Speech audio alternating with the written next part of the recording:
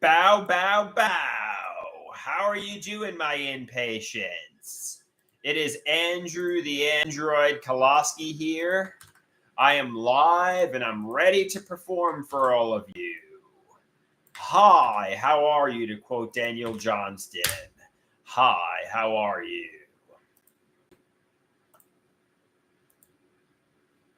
So I hope my impatience will come filing in. And we'll have a good show here. I hope thy impatience will come filing in and we'll have a good show.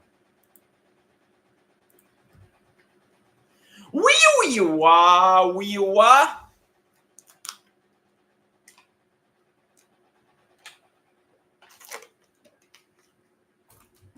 So I got an endoscopy scheduled for tomorrow. They're going to go down into my stomach with a camera. And you know what?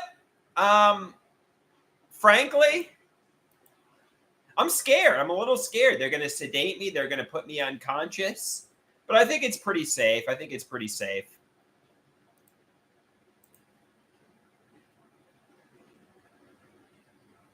I think it's pretty safe. So don't worry. Tomorrow's not going to be the last day of my life. You know, I'll probably wake up from a good sleep. You know, and I'll be just fine. So sometimes when there's an issue, it's good if you talk the issue out. For example, I went to NAMI yesterday. My father drove because I don't really drive on the parkways. I need him to drive me there. And, you know, when we got to NAMI, my father went, NAMI. And I asked, are you making fun of me? Are you saying I stutter? And he said, no. He said the reason he went, NAMI is because he was doing chia. He wasn't making fun of me that I stutter like this. NAMI. And then he said basically, you know, obviously, if you were to get a chia pet, which chia pet would you get? You know the things with the hair. He said he would get Bob Ross. I'm like, all right, fair enough. If you want to get the Bob Ross chia pet, that's fine. That's chia plant, not chia pet. You know, the things where pet. You know, like okay. So NAMI. Yeah, he wasn't making fun of me for stuttering or anything like that. He was just saying, I don't know. Yeah, so that's something to keep in mind. You know, nobody is two-faced. Nobody is a sadistic deceiver. You know, everything is face value. Everything is the surface. So we got 2 inpatients in the house, though nobody has engaged with me quite yet. But I'm hoping you'll engage with me quite soon. Because quite frankly, the whole point of these live streams is to interact with the inpatients. So Rusty, he asked me, you know, do I still want to do our show or do I hate it now? No, I don't hate the show at all. In fact, I'd love to do a show. I just got to do the show preparation, and I apologize for not having done it. In fact, I don't hate the show. I had a lot of fun last time we did the show. And I want to make more episodes, and I want the episodes to happen soon, you know. So, Rusty, if you ask, do I hate the show? No, I love doing it. I had fun doing it. It's just that obviously preparing for the show is work, and if you were to do the legwork, I would do it, you know, every day basically. But you know, obviously, I got to do some legwork. I got to get some clips on, you know. What was that? What's that guy's name? Luigi Maganoni, Chris Benoit, and the Long Island serial killer. And it's just work. I got to put the legwork in, because if I don't, Dalton says, I am Andrew. Tell me the truth, Andrew. I just know it. Koloski. Yes. You know, that's me. Dalton, I know it. Tell me the truth. Tell me the goddamn truth. And Rusty, I know you've been waiting for this moment for weeks. I haven't done it in a while, but you know what? You're going to get some pleasure today, Rusty. Rusty, you're going to get some pleasure today, and you're here. You're here to witness the pleasures. The guy, yes, I'm gonna get some pleasure. Here we go. Here we go. I gotta get fluided up.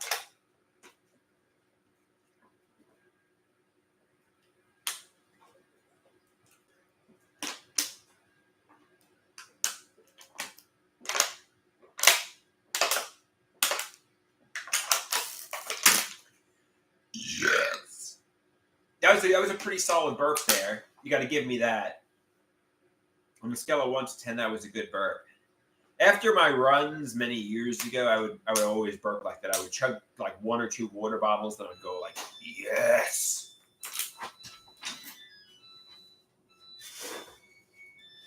Here we go!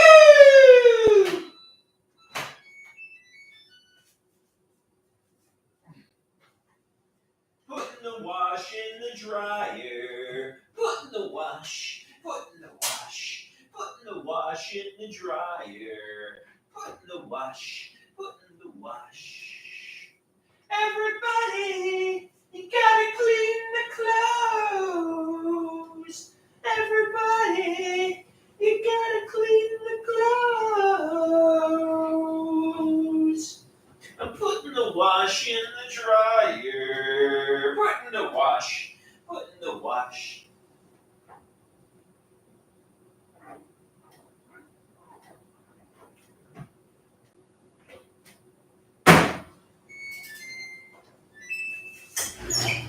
Coming to the live stream at this time, standing 6'6" tall, weighing 273 pounds. Sal Waters, wee-wee-wah, wee-wah, wee-wee-wah, wee-wah.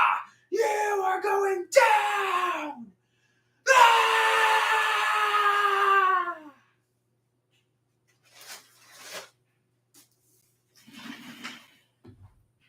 All right, how would you rank that one? 9 out of 10. 9 out of 10. Very good. Very good. No one does an entrance quite like me. No one does an entrance quite like me. That was a good one.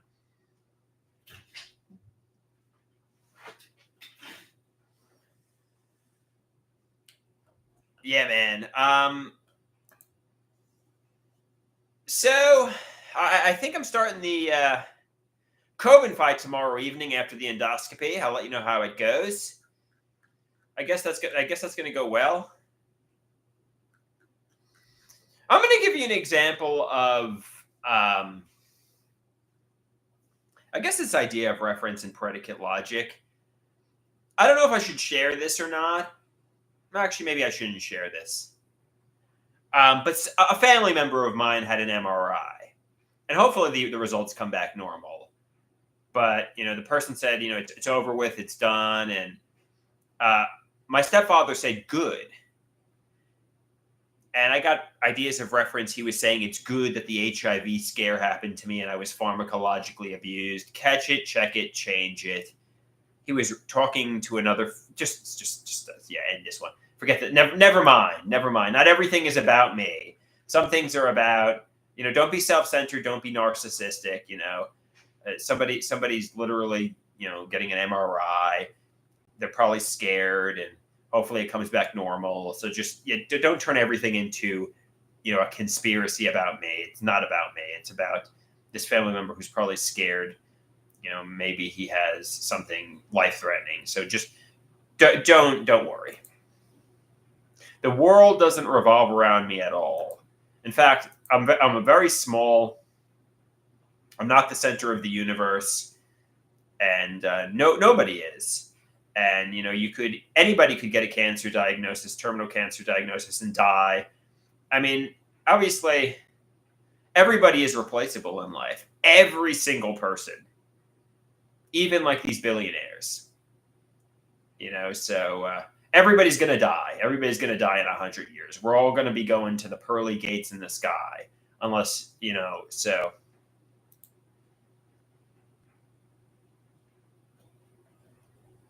What do you want me to sing, Dalton?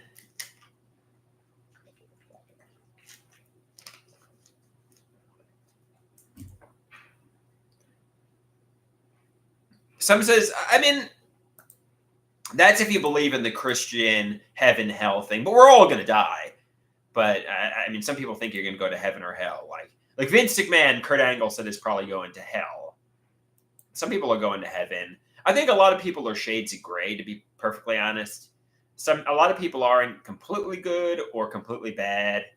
Their lives are shades of gray. And where do those people go? Do they go to purgatory? They wait in purgatory for like months and then they go into heaven? I think lots of people are very shades of gray. I don't think it's clear cut good, bad, or evil, good. I think some people are just very. Sometimes they do bad things, but they also do good things. Versus this is purgatory. This is purgatory. So they'll go to purgatory and they'll serve their sentence in purgatory, then go to heaven, I guess. I think there's lots of people who aren't really sadistic and pure evil, but they aren't. They don't do the right thing all the time either.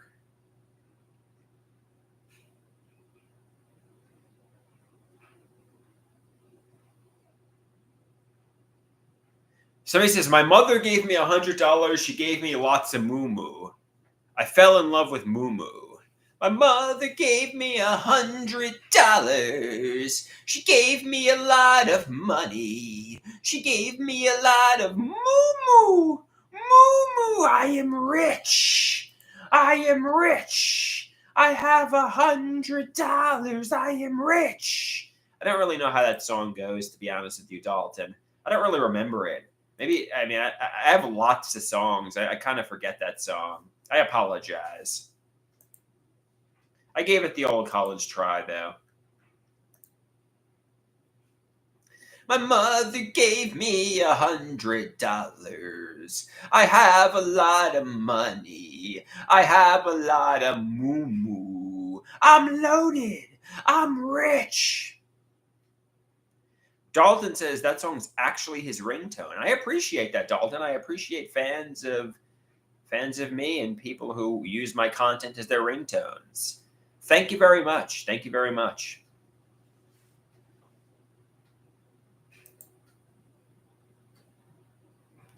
It's been his ringtone for like 4 weeks. Yeah, I'm glad, Dalton. I'm glad. Happy to hear that.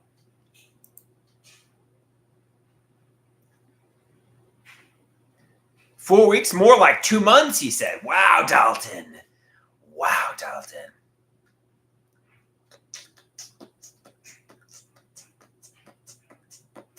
I think ultimately what everybody wants is everybody wants to be loved, Everybody wants to be loved. Okay, yeah, definitely record yourself with that song as my ringtone and send me a clip, Dalton. Definitely do so.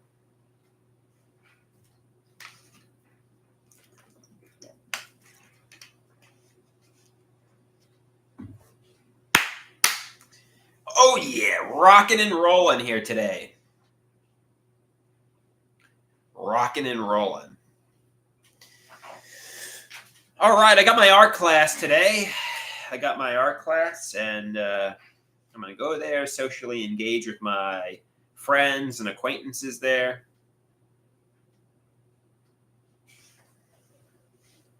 And it's gonna be fun. It's gonna be fun.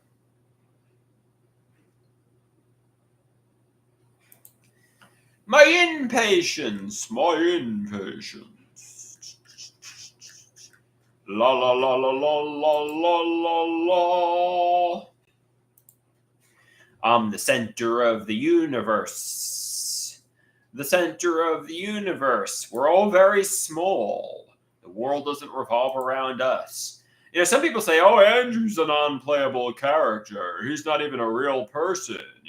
I got uncanny valley when I see Andrew. Well, those people thought they were the center of the universe, but the world doesn't revolve around them either, quite frankly. We all have lives. Even people you think are boring and quiet, they all have lives. They all have people they interact with. And they're loud in front of the right people,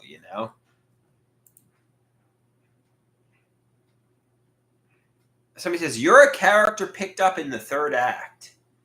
What does that mean, Rusty? What does that mean? I was referring to my cousin. I think my cousin, they did a switch with and they were all living live, and they were saying Andrew's a non-playable character. He's like a zombie. He doesn't even have thoughts. He doesn't have feelings. Little did they know, they just didn't know me. They were just creating false narrative. Just stop it. They were creating false narratives about me. Much like I'm like, oh, they're I don't really know them. They're non-playable. They're non-playable characters. They're like the people in Grand Theft Auto that walk the streets. I mean, they might as well be, because I don't know what they do, but I'm sure they have complex lives. I'm sure they have relationships with romantic interests. I'm sure they have jobs. They probably have complicated lives. I mean, they're not like the non-playable characters in Grand Theft Auto 3,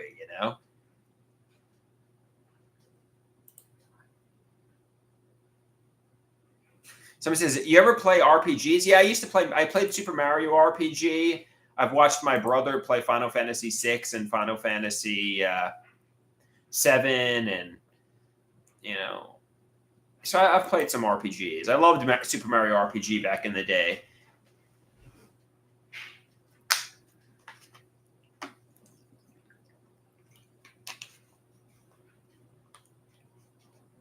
Somebody says, what about Resident Evil? I didn't play any Resident Evil, to be perfectly honest with you, TB. I didn't play any Resident Evil. Yeah, Final Fantasy 3/6 for the Super Nintendo. It's called Final Fantasy 3 on the Super Nintendo, but it's actually Final Fantasy 6.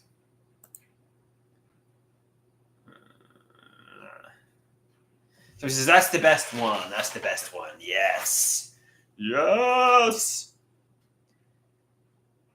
I played games growing up, like Super Mario RPG. I played Mario World. I played Yoshi's Island. I played games. I watched my brother play games a lot too, but I played games. I beat Zelda Ocarina of Time. I played GoldenEye Perfect Dark. I played Counter-Strike. I played Team Fortress Classic. I played Half-Life. I played Warcraft 3. I played games. I mean, my brother played games more, but so he says, you beat the worst Zelda ever. I guess so. I mean, I know Rusty doesn't like Ocarina of Time.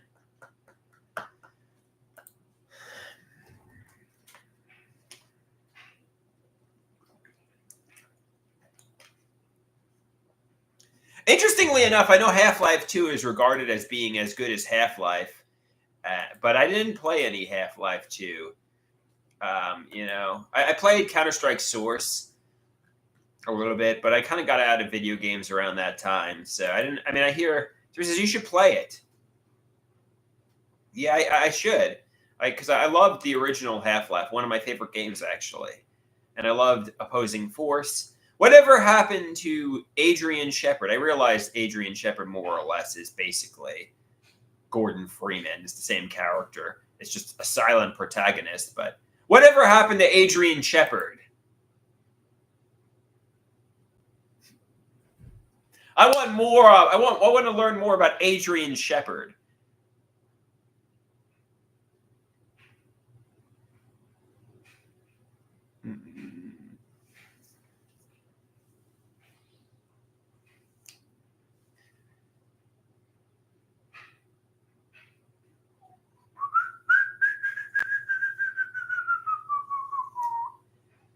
Yeah, man. I played the original Counter-Strike like crazy. Are they going to ever make a Half-Life 3? I hope they do.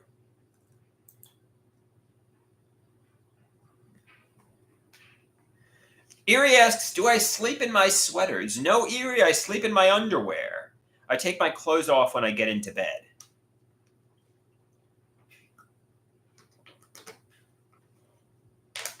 Why do you ask? Why do you want to hear what I sleep in, Erie? It's just a question you were curious about? I take my street clothes off when I go into bed.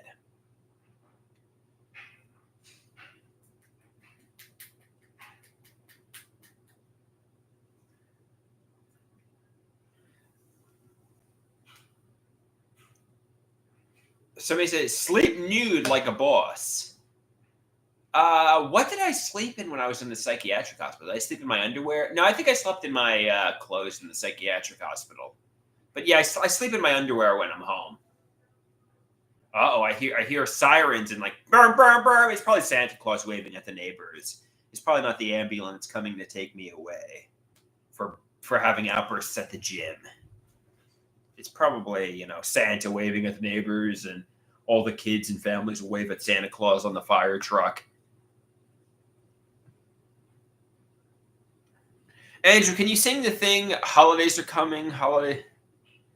Cobenfy is coming, guys. Cobenfy is coming tomorrow. Tomorrow evening, I'm going to take the first dose of Cobenfy.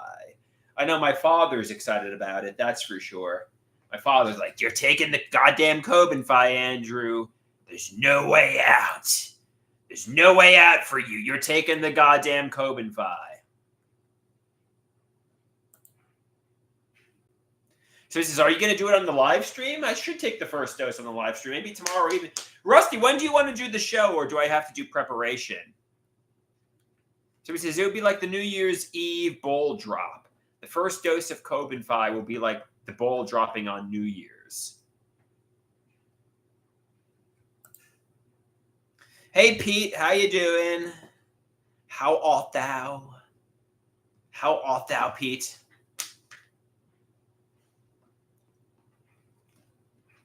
Rusty says, before we do the show, I got to do the leg work, and I got to get the... All right, fair enough, Rusty.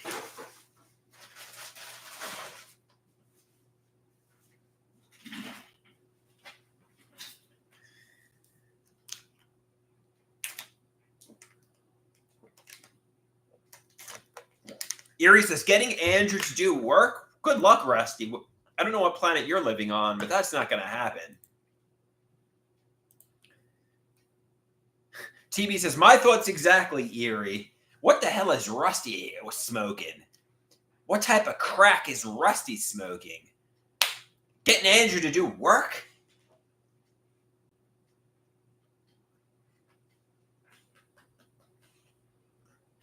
Somebody says, I'm gonna make it happen. I'll do work today. I'll get the episode going today. Somebody asks me, am I gay? I'm not gay. Why do you want to know, Top 10? Why do you want to know if I'm gay? Because are you gay and you're attracted to me? I'm not gay. I like women.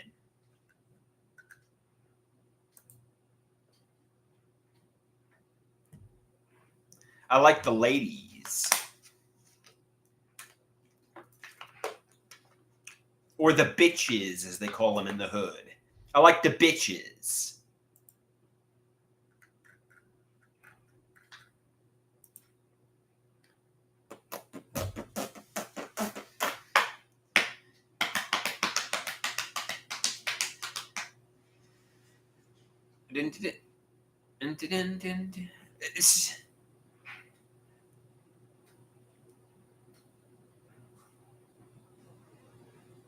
Top 10 says I'm gay as fuck. How do you know? What do you think? I mean, I'm not gay. I'm not gay, Top 10. God damn it, stop making false accusations about me. I'm not gay. What do I need to do to prove that to you? He says, yes, you are. You're gay. Okay, even if I was, I mean, it's not like a big deal. I mean, as long as you're not hurting anybody or you're, in age appropriate relationships or not even, even if you have an age gap relationship, as long as you're consenting adults, like, quite frankly, who cares if you're gay? But I'm not. I like women.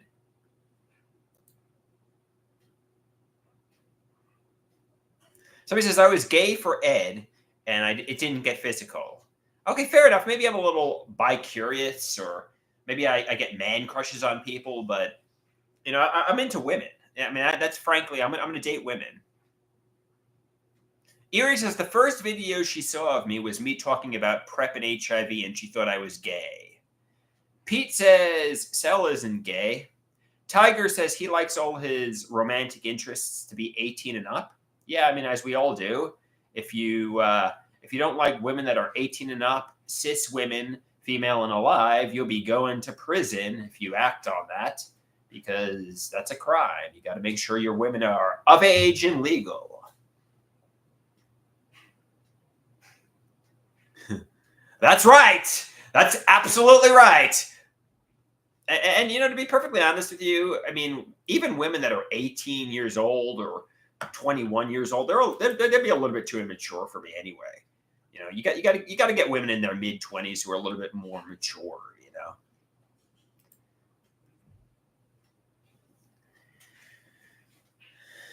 And obviously, if you date, I mean, like if you date a woman who's not of age, and I mean, you'll be going to the prison, and nobody wants to go to prison. So 18-year-olds are annoying anyway, and they're immature, and you got to date a woman who's like at least in her mid-20s. At least in her mid-20s.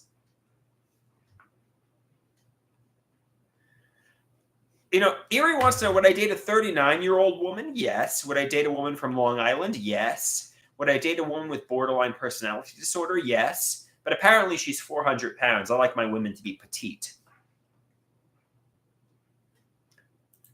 I like how the deal breaker there is like there's a lot of problems with this woman, but the deal breaker is, obviously her being fat.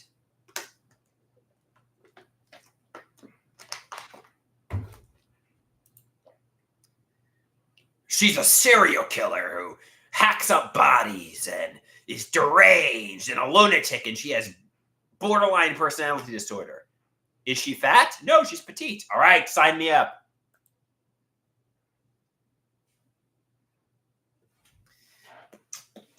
She's hot. She's hot as fuck, but she's a serial killer. All right, I'll date her. Somebody says, would So Rusty says he knows a petite schizo chick in New York. Hey, Rusty, I mean, send her my way. I'm into petite schizos. In fact, I love women who are schizophrenic. I love the schizo women. Rusty, find me a petite schizo. Find me a petite schizo woman. And she could date a hot schizo man.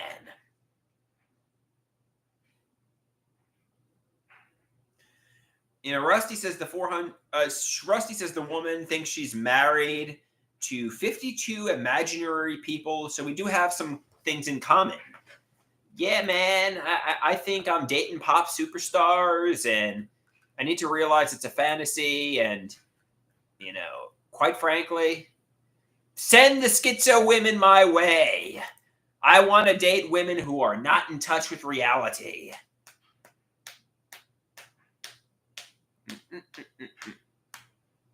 I want to date women who are not in touch with reality.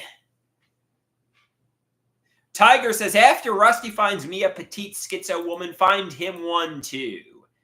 I wish you best of luck, Rusty. I hope you find your schizo woman that you're so desperately seeking.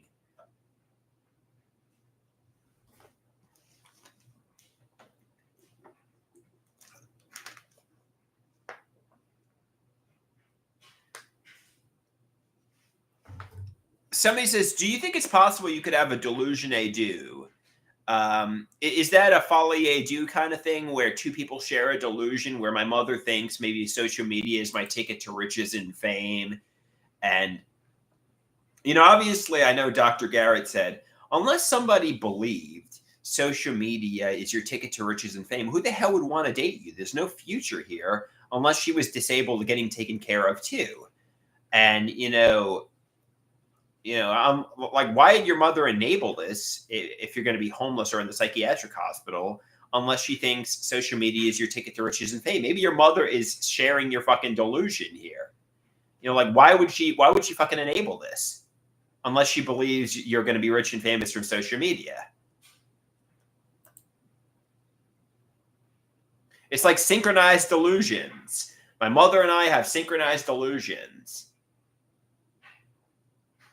Either my mother doesn't give a shit about me and wants to see me die, and she's not intervening, or she believes I'm going to be rich and famous. Which is it? They're both bad, but one's at least she's insane. The other is she wants to see me get hurt.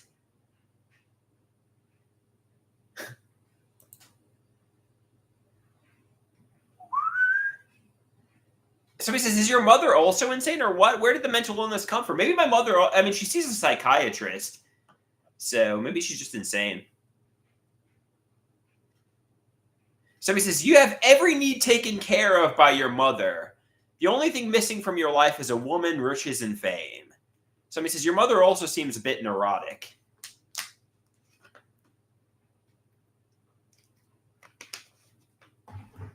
Tiger says he comes from a long line of insane people. Fair enough, Tiger. We come from insane families, crazy families, loopy families.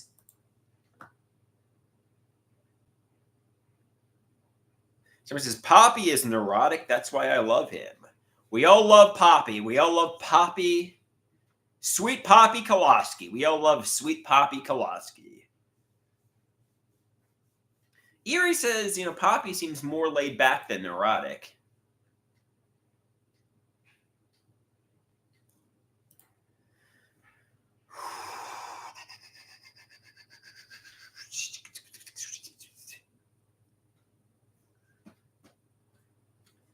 All right, guys. All right.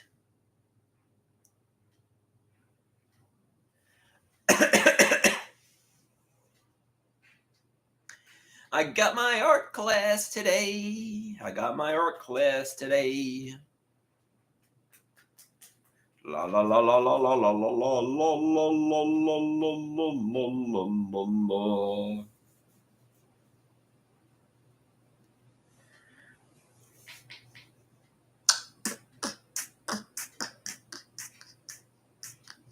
Let me ask, am I good at math, Andrew? I don't think so, but when I went to Nassau Community College many years ago, I scored perfectly on the math placement test. And my mother had the narrative, Andrew is good at math as a result. So, my mother, I guess to sing my praises and make me feel self-esteem, she would always say, Andrew is good at math. My brother, he is not good at math. Meanwhile, my brother was in the same math classes as me, and he probably did better in math than me. My mother was kind of crazy. She's like, Andrew is good at math, but Steven, or my brother, he's not good at math. He sucks at math. I'm like, all right, fair enough. I mean, I did do okay in math. And I did, but I don't know. I didn't even like math, to be honest with you. I think I was initially going to college for math teaching because my mother had it in her head that I was good in math. Like all the other subjects I sucked at, but math I'm good at. I think she should have said, Andrew is not bad at math. He should be a math teacher. Hey, I would have gotten the summers off. I would have been financially dependent. Maybe my life would have been different if I went into math teaching and really got serious and worked in calculus. Math teacher Andrew. I let my mom choose my major for me. If it was up to me, I probably would have chose acting or, something like that. Or radio broadcasting or media arts. I would have chose something to that effect. And my mother wanted me to be a math teacher and then an accountant. To be honest with you, I tried math and I didn't put any work into it. Initially, I took like pre-calc and I passed it without doing any homework.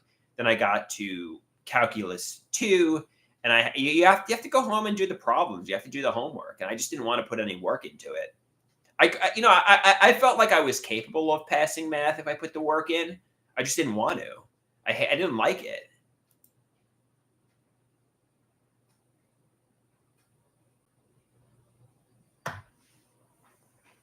It's like, you got to be passionate about what you do, and you got to pick something and you got to work hard at it. I didn't want to work hard at math because my mother picked it for me.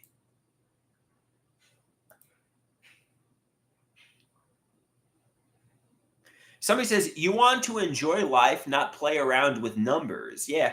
And then she switched me to accounting. And I realized accounting is a good profession if you like a sedentary, sitting in a cubicle job, plugging numbers, being patient and delicate, and organized. I mean, I guess accounting's good. I mean, it's a good job. It pays well. It's a good career, but that wasn't my cup of tea. That wasn't for me. I'm more artistic. I'm more scatterbrained. I'm more, creative and imaginative. And it wasn't really, obviously, it was a bad pick for me. It was just a really bad pick for me.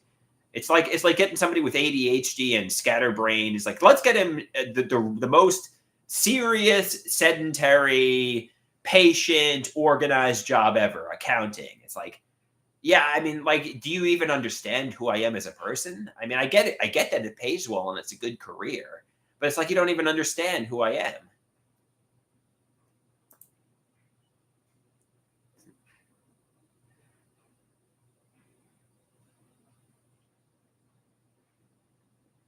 Somebody says, let's you get into woodworking.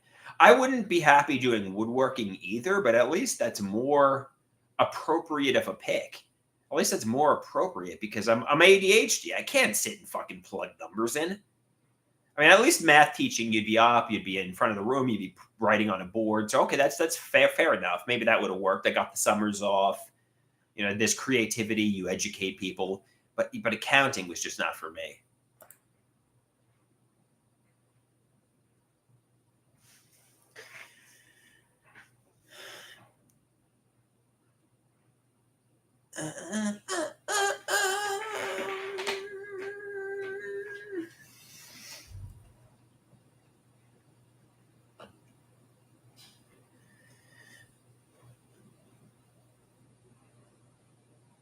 TV says he could see me being an actor in those really bad horror movies. That would actually be a good career for you.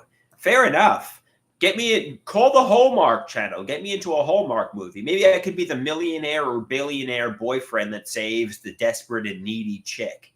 Like there could be a woman who's down on her luck. Oh no, everybody's betrayed me in life and I'm going to be homeless. Then I'll be the billionaire doctor. Hey lady, you're going to find true love with me. I'm going to save you with money. I'm going to save you with moo moo. That's what all the Hallmark movies are like.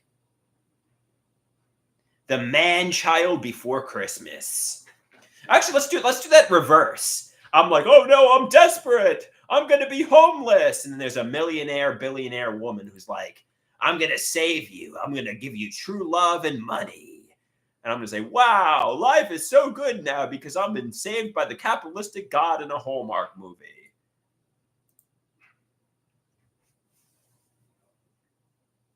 It's called The Love of the Moo Moo.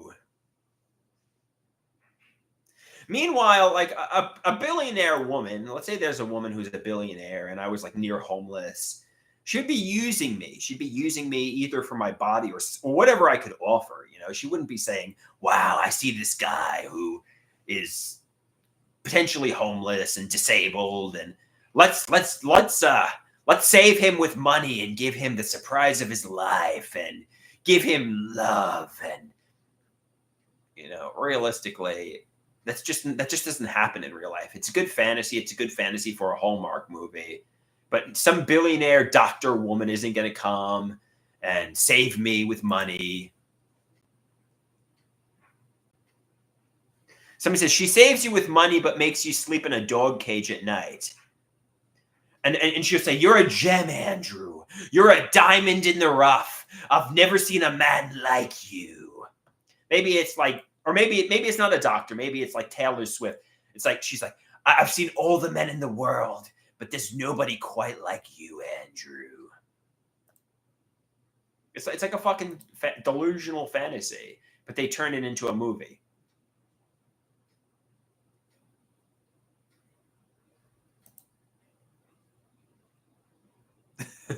That's true. Actually, interestingly enough, delusional fantasies are a little bit like a fictional movie that just become real to you. I mean, in a lot of ways. It's like I'm writing a fictional script. I should sell my delusions to the Hallmark Channel.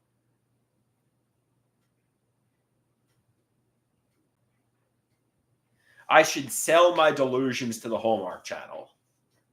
What? What the fuck does that even mean? I'm going to sell my delusions to the Hallmark Channel or the Disney Corporation. So he says, that's a good idea. Thank you, TV. Thank you. Let's do it. Let's sell Psychosis to Disney or the Hallmark Channel. So he says, your delusions would make good short stories, but don't come to feelings of conviction that they're real, because then that's considered delusions and psychosis.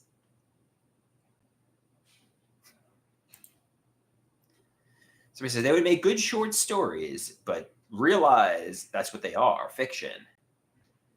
Don't come to feelings of... It's kind of like the people who invented Scientology. It's a fictional story, and they all became delusional. I don't know anything about Scientology. Never mind. Scratch that. Scratch that. Nix that. TV says he has a really good idea for a story. What's your idea, TV?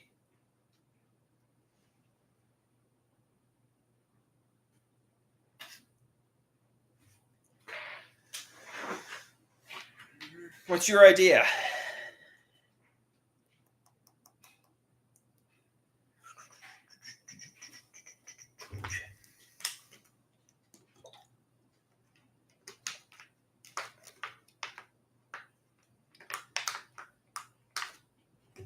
I'm delusional and I send my delusions to Hallmark, but then I get on more meds and I can't write anymore. So I have to decide between sanity and riches and fortune.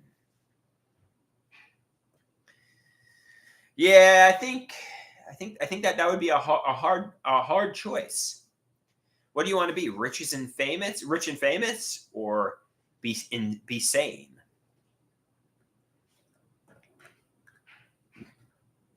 Good idea.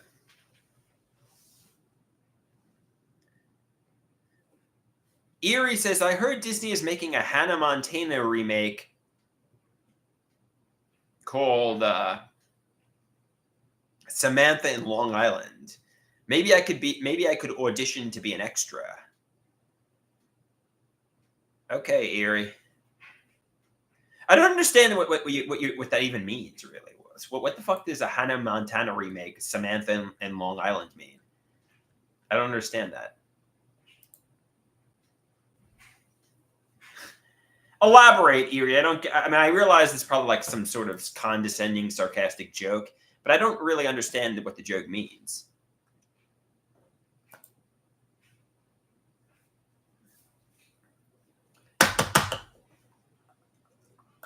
Gambling is my quickest way to riches and fame. Actually, the social media content is a bit like gambling if you really think about it.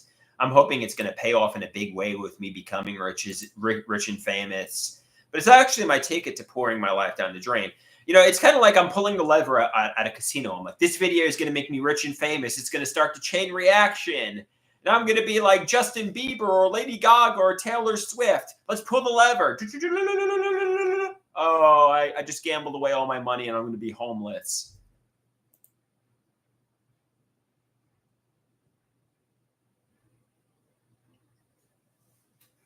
I actually wrote a screenplay in 2019, 2020. Maybe it's time to write the second screenplay, the follow-up screenplay. I wrote a semi-autobiographical screenplay. I think some people have seen it. I mean, it's got some issues. It's got some problems. It doesn't really end anywhere. I mean, there's no end to the screenplay. But you know, I show insight into the psychotic mechanisms of my mind. The vignettes are well shaped. You know, Dr. Garrett praised me on my screenplay, and you know, he wouldn't just blow smoke up my ass. I mean, if he thought my screenplay sucked, he would criticize me on my screenplay. There are things I did that he frankly was cold and blunt about, like my songs. He said, your songs suck. But you know, he said the screenplay, you show insight into the psychotic mechanisms of your mind. Your vignettes are well shaped, and you know there's potential here. You know, Matt says he thought my screenplay was really good.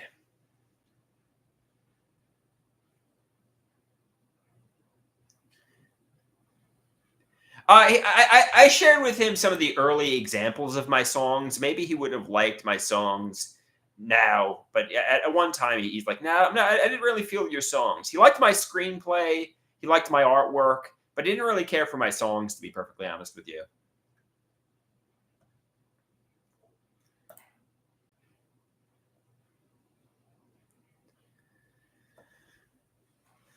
Somebody says, only real impatience knows Samantha Mint. Quite frankly, Samantha Mint is just, I didn't want to use Taylor Swift in the screenplay. I didn't want to call Samantha Mint Taylor Swift, but frankly, it's the same person.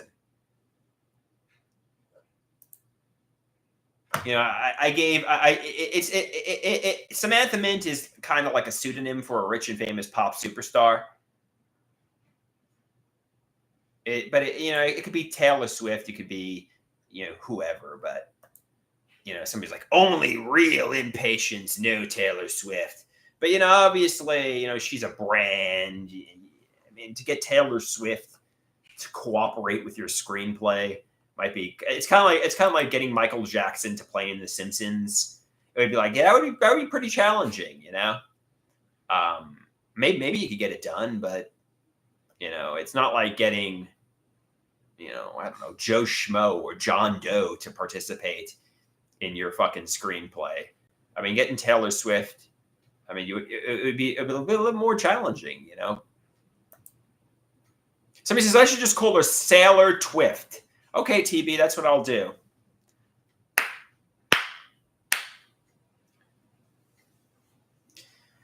My screenplay. My screenplay is my ticket to riches and fame. Yeah, Dr. Garrett liked my screenplay. He complimented me on my screenplay. He's like, wow. He thought, initially, Dr. Garrett was like, oh, I want you to write a comedic screenplay about mental illness. Like, okay. And it just turned into something that wasn't comedic. And it turned into something that, was kind of like a cry for help in a lot of ways. And I was expressing myself in an authentic, genuine way. And it was really, I mean, he wanted it to be a comedic screenplay initially, but it just wasn't comedic. It just wasn't funny. I mean, he said I have good humor and there's funny moments in the screenplay and there are jokes in the screenplay, but he wanted like Borat. And what he got was something that wasn't Borat. And he was actually happy about it. He's like, yeah, I actually like what you're writing a lot better than, just sensationalistic, craziest to crazy shit. You know what I mean? Because it makes me appear fundamentally to be a human being rather than, oh, I'm Borat,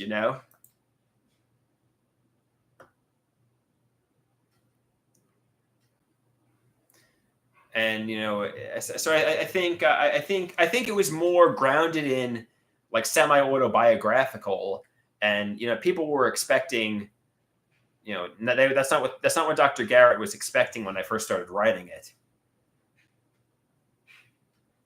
I mean, I guess the Swell Boys were a little bit like Borat. They were the Dumb and Dumber characters. They were like the Beavis and Butthead characters. I didn't make myself out to be like the sensationalist buffoon, though. I made myself out to be more of a sympathetic character.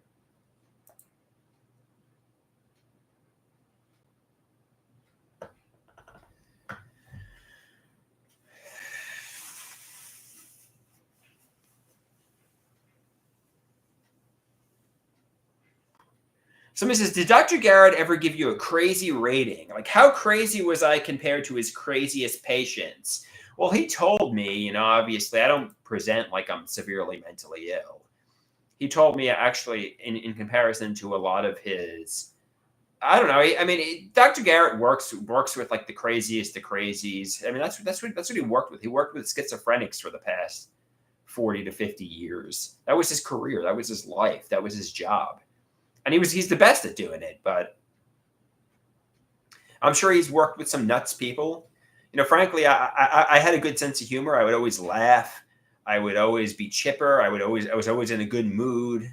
Usually, when I wasn't getting persecutory delusions, I didn't have violent delusions.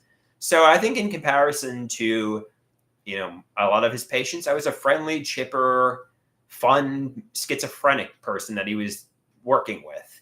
I wasn't like one of these schizophrenics that's like Hannibal Lecter that's eating people. I was just like the fun, man child, enjoyable patient. I wasn't, he didn't feel threatened by me. It's just,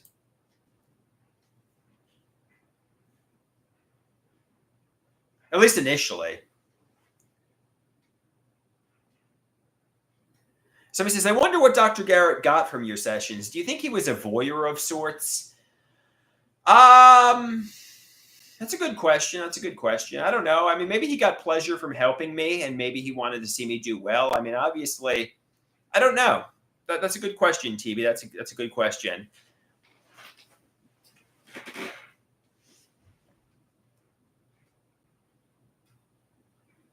So Erie says, I agree that you don't present as schizo on first impression. You are socially awkward, but lots of people are. Yeah, actually, initially, I present relatively normal. And, when you get to know me, it falls apart. It's like, oh, this guy's schizophrenic or schizoaffective. You know what I mean? Initially, I present as relatively normal. But then when you get to know me, you're like, oh, all right, I get it now. So I could fool somebody for like a few days, weeks. You'd be like, oh, I'm normal. And then it's like, oh, yeah, now we know he's schizoaffective.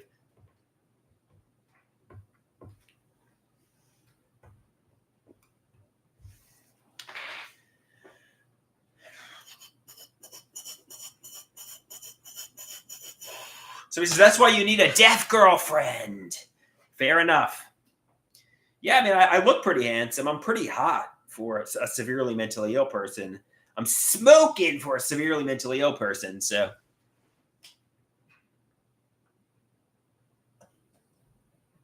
he says, was there a lot of pressure to succeed growing up? I don't know. Maybe not. Well, I guess my mother would pressure me to work hard in school, but then again, maybe there was not a lot of intervention, and she just let me do whatever I wanted to do. So she put a lot of pressure on me when it came to certain things. She would yell at me, tell me how I'm the bane of her existence. But maybe she didn't put enough pressure on me, or maybe I don't know. This is something that you could ask Dr. Garrett, whether I was put under a lot of pressure or not. Somebody says, you're not put under any pressure, really. She just lets you do whatever you want to do and doesn't intervene and doesn't really interact with you. She's like, maybe there needs to be more of intervention. Maybe there needs to be more pressure. Maybe there needs to be more somebody doing something.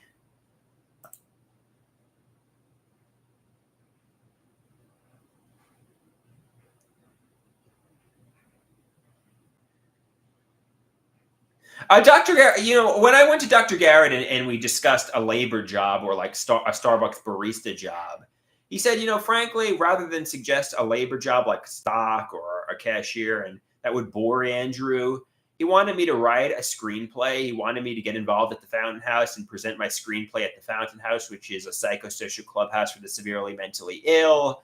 He wanted me to go to the media meetings. He wanted me to get involved in the mental health community because, frankly, he thought I was too. I mean, obviously, I was. He thought I was. Frankly, Starbucks is going to fucking bore me. Go to the Fountain House. Go to the media meetings. Present your screenplay there. Try to make friends. That was his take. No, he didn't say it was too good, but he said it would definitely bore me, and he said he wanted to see me make a mental health recovery and work hard at the Fountain House. He didn't necessarily say Starbucks was, but he said, obviously, do what I'm passionate about. Don't serve coffee, because he said, take the screenplay, go to the Fountain House, go to media meetings, try to get other people involved and try to get other actors in your play and try to meet friends and try to develop interpersonal relationships. And that was his take. That was Dr. Garrett's take. Try to make a mental health recovery.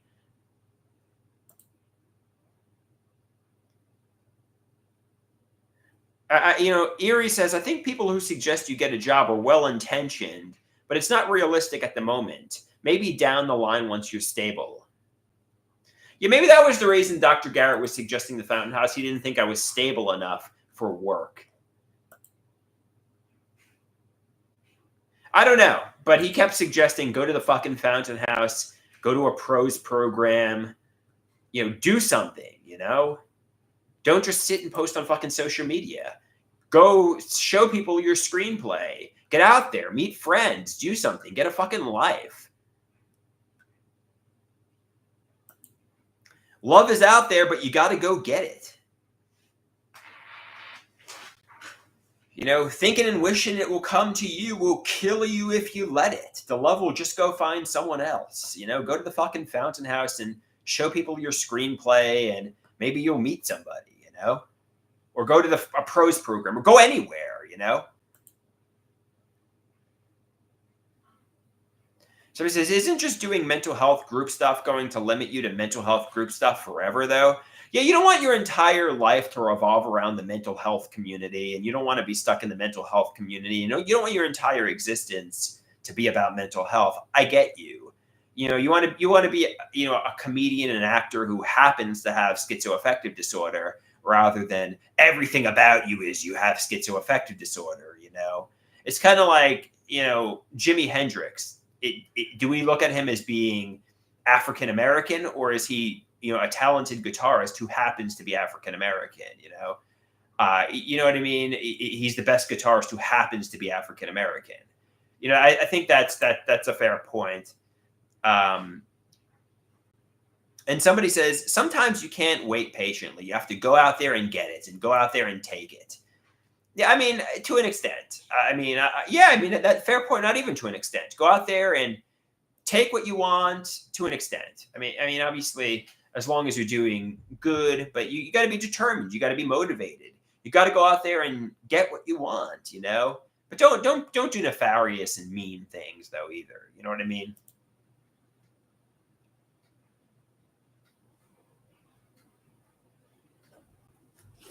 I think obviously be good intentioned, go out, but if you sit back and you wait for it to come to you, hide away day and night. Trust me, you'll regret it. Love is out there, but you gotta go get it. If you don't talk to the hot woman, somebody else is going to talk to her. You know what I mean? And somebody else is going to get the hot woman. And if you don't go out seeking your acting job, if you don't go out there pushing your screenplay at the fucking Fountain House, somebody else is going to get their screenplay developed at the fucking Fountain House and get an off-Broadway production. So if you sit back, nobody's going to spoon feed you anything. You got to go out there and get it. So I get it. I get it. Life will pass you by. Get out there. Live your goddamn life. Somebody asks, has the screenplay ever been developed from this Fountain House? I don't know if the Fountain House, it was The Last Dance of Homeless Joe. I don't know if the Fountain House was involved in that, but there was a guy who got his play developed. I don't know if, maybe he was involved in acting in places, but yeah, it could have been me, It could have been me. But it wasn't. I sat in solitude posting on social media. And I'm happy for him. I'm happy he went out there. He took it. He got his play developed. Good for him. Good for him. And he suffered a lot in life, and he's not like one of these persons who's lived a good life. His play is literally about homelessness. So I'm happy for his success. But hopefully I can succeed too.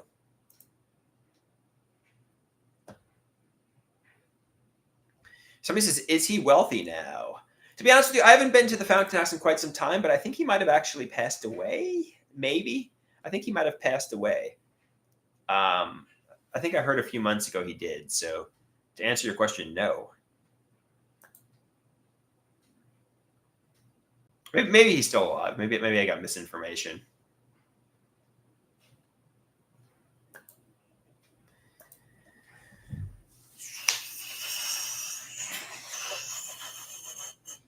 which is unfortunate because his life. I guess he found happiness. I hope he found happiness. I wish happiness. I wish it was more storybook ending. Obviously he went to Hollywood, like a Hallmark movie. He went to Hollywood. He found success. He found, a woman and found true love and became a millionaire or billionaire. And, for Christmas, everybody was just celebrating what a genius he was for his play.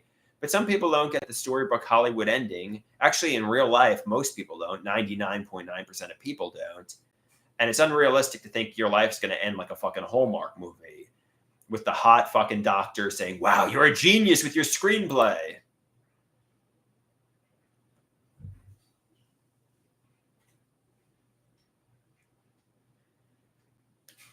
With Taylor Swift coming up on our tour bus, I've seen all the men in the world, but I've never seen anybody like you, Andrew. Travis Kelce was just a facade. I was really interested in you the whole time, Andrew.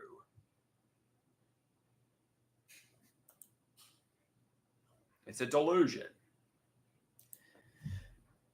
And on that note, I'm getting ready for the art class, guys. Adios, amigos and amigas. Peace out.